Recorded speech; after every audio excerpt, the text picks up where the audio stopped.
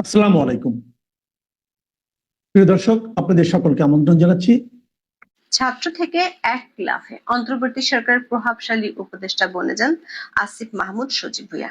চেয়ারে বসার দিনই পুরো দেশকে ঢেলে সাজানোর ঘোষণা দিয়ে সবাইকে তাক লাগিয়ে দেন।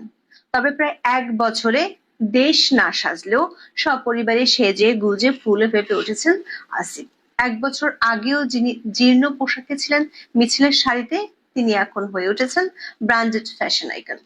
নিজ এলাকায় আসিফের পরিবারের দাপট এতটাই যে ভয়ে তটস্থ স্থানীয় বিএনপি নেতারাও। স্থানীয় সরকার উপদেষ্টার চাচাতো ভাইয়ের মামলায় কারাগারে গেছেন কুমিল্লার মুরাদনগর বিএনপি ও সহযোগী সংগঠনের ১৩ নেতাকর্মী।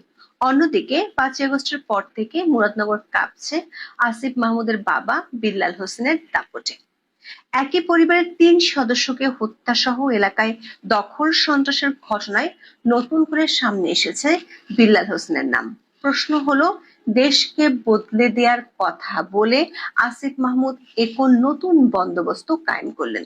পুরো দেশে শান্তি প্রতিষ্ঠা করা দূরের কথা, তার পরিবারের দাপটে কেন কাঁপছে মুরাদনগরের মতো একটি উপজেলা? একের পর এক বিতর্কের ঝড় তুলেও কিভাবে দুর্দণ্ড প্রতাপে চেয়ার ধরে রেখেছেন তিনি? এই দায় কি শুধু আসিফের, নাকি সরকার প্রধান হিসেবে ডক্টর মোহাম্মদ ইউনূসেরও? বিস্তারিত জানতে চলুন যাওয়া যাক বিশ্লেষণে। যুব ক্রীড়া উপদেষ্টা হিসেবে নিয়োগ পাওয়ার পর ২০২৪ সালের ১১ই আগস্ট সচিবালয়ে প্রথম অফিস করেন আসিফ মাহমুদ। চেয়ারে বসে বড় গলায় তিনি সাংবাদিকদের বলেছিলেন পুরো দেশকে ঢেলে সাজাতে চান। দাবি করেছিলেন অন্তর্বর্তীকালীন সরকার অধীনে এমন একটি সিস্টেম তৈরি করে দিতে চান যাতে যে ব্যক্তি আসুক সে সিস্টেম ফলো করবেন, তাতে আর কখনোই দুর্নীতি অনিয়ম এসব ফিরিয়ে আসবে না। দর্শক, ১৬ই আগস্ট শ্রম ও কর্মসংস্থান মন্ত্রণালয়ের উপদেষ্টার দায়িত্ব পান আসিফ মাহমুদ। ওই মন্ত্রণালয় তার হাতে ছিল ১০ই নভেম্বর পর্যন্ত। দায়িত্ব পুনর্বন্টনের পর ১০ই নভেম্বর তিনি হয়ে যান স্থানীয় সরকার, পল্লী উন্নয়ন ও সমবায় মন্ত্রণালয়ের উপদেষ্টা। একই সঙ্গে আছেন যুব ও ক্রীড়া উপদেষ্টার দায়িত্বেও। ছাত্র থেকে রাতারাতি সরকার উপদেষ্টা বনে যাওয়া আসিফ মাহমুদের প্রভাব ও দৌরত্ব বাড়তে সময় লাগেনি। কেবল তিনি নন, পরিবারের সদস্যদের বিরুদ্ধেও নিয়মিত বিরতিতে আসছে গুরুতর বহু অভিযোগ। তার বাবার দাপটে ত্রাসের রাজত্ব কায়েম হয়েছে কুমিল্লার মুরাদনগরে। ক্ষমতার চেয়ারে বসার প্রথম দিন দুর্নীতির সিস্টেম বদলে দেওয়ার ঘোষণা দেয়া আসিফের হেলিকপ্টারে চড়ে কম্বল বিতরণের বিলাস ব্যাপক সমালোচনার জন্ম দেয় ৪ মাসের মধ্যে। রাতারাতি তিনি পরিচিতি পান হেলিকপ্টার উপদেষ্টা হিসেবে। ডিসেম্বর উত্তরবঙ্গে ২০০ টাকা দামের কম্বল বিতরণের নামে মাত্র ৬ দিনে ২৮ বার হেলিকপ্টারে চড়ার রেকর্ড করেন তিনি। সরকারের পক্ষ থেকে সে সময় অবশ্য ব্যাখ্যা দিয়ে বলা হয়, উপদেষ্টা মহোদয় কম সময়ের মধ্যে সর্বোচ্চ পরিমাণ উপজেলায় জনসাধারণের কথা শুনতে চেয়েছেন, তাই তার জন্য এমন হেলিকপ্টার বিলাসের আয়োজন করতে হয়েছিল। দর্শক, হেলিকপ্টার বিলাস নিয়ে সারা দেশে সমালোচনার ঝড় ওঠার ঠিক একদিন আগেই দুর্নীতির বিরুদ্ধে জিহাদের ডাক দিয়েছিলেন আসিফ। দিনাজপুরে ২৫শে ডিসেম্বর এক সমাবেশে তিনি সবাইকে আল্লাহর ওয়াস্তে দুর্নীতি, চাঁদাবাজি ও দখলদারিত্ব থেকে দূরে থাকার আহ্বান জানিয়েছিলেন। অথচ তার মন্ত্রণালয় ঘিরে দুর্নীতির অভিযোগ সবচেয়ে বেশি। বিভিন্ন সময় হাঁকডাক দিয়ে নাটক সাজানো আসিফ মাহমুদ নিজের জালে ফেঁসে যান গত এপ্রিলে। ঘুষ, দুর্নীতি ও অনিয়ম সম্পর্কিত অভিযোগ ও পরামর্শ দেওয়ার আহ্বান জানিয়ে তিনি নাগরিকদের ইমেল পাঠানোর অনুরোধ জানিয়েছিলেন। এরপর ১১ই এপ্রিল পর্যন্ত মোট ৯০৯টি ইমেল পান আসিফ। এর মধ্যে বেশিরভাগ ইমেলে অভিযোগ আসে স্থানীয় সরকার মন্ত্রণালয়ের বিরুদ্ধে, যে মন্ত্রণালয়ের দায়িত্বে আছেন আসিফ মাহমুদ সজীব ভুঁইয়া। দর্শক, শুধু ইমেলে অভিযোগ নয়, গত এক বছরে আসিফের কথা ও কাজের মধ্যে ফারাকের বহু ঘটনা দেখা গেছে।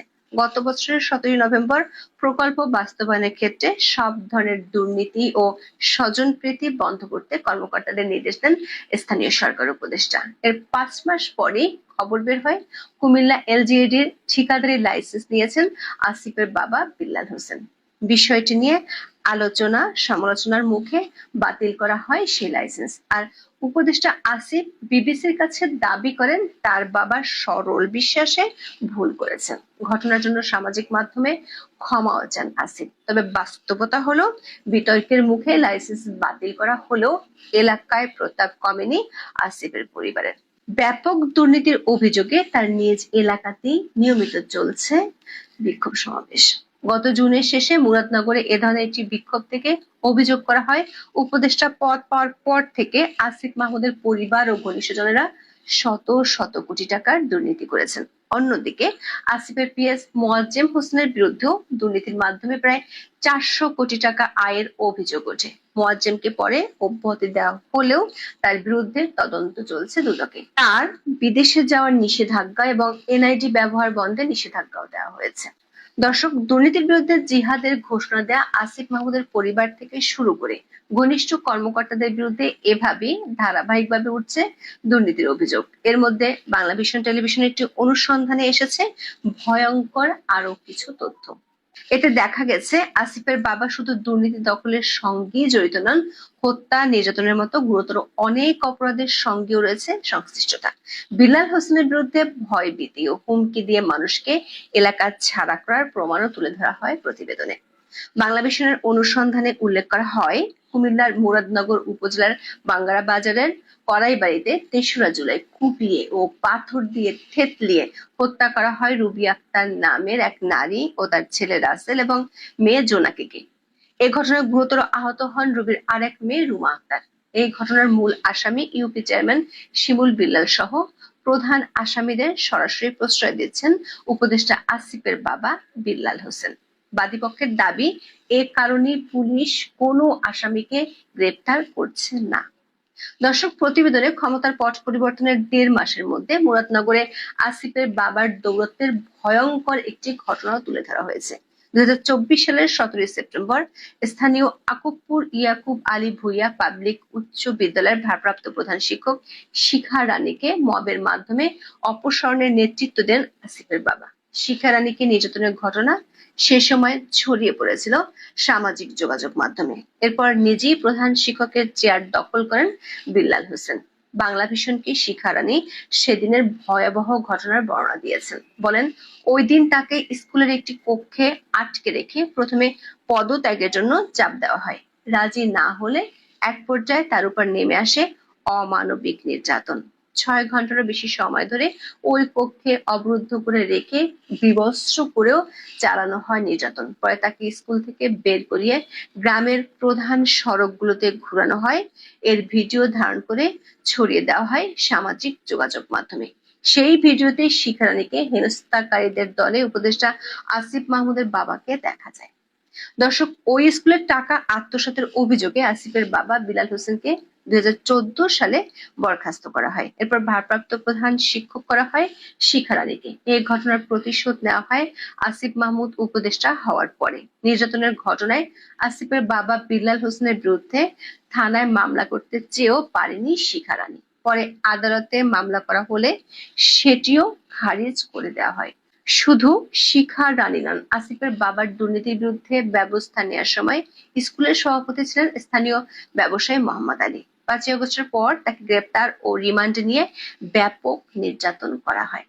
মোহাম্মদ আলী জানান, বিল্লাল হোসেন প্রধান শিক্ষক থাকার সময় সহকারী প্রধান শিক্ষক এবং তার সই জাল করে 5,25,000 টাকা আত্মসাৎ করেন। তদন্তে এর প্রমাণ পাওয়ার পর মাউসি তাকে বরখাস্ত করে। তবে 5 আগস্টের পর সেই বিল্লাল হোসেনই দখল করেন প্রধান শিক্ষকের চেয়ার। মোহাম্মদ আলীর অভিযোগ, তাকে চট্টগ্রাম থেকে পুলিশ দিয়ে ধরিয়ে রিমান্ডের নামে চরম নির্যাতন করা হয়। পরে আসিফের বাবার সহযোগী মাসুদের মাধ্যমে 30 লাখ টাকা ক্ষতিপূরণ এবং গ্রামে সামাজিক কোনো কাজে অংশ না নেয়ার মুচলেকা দিয়ে ছাড়া পান।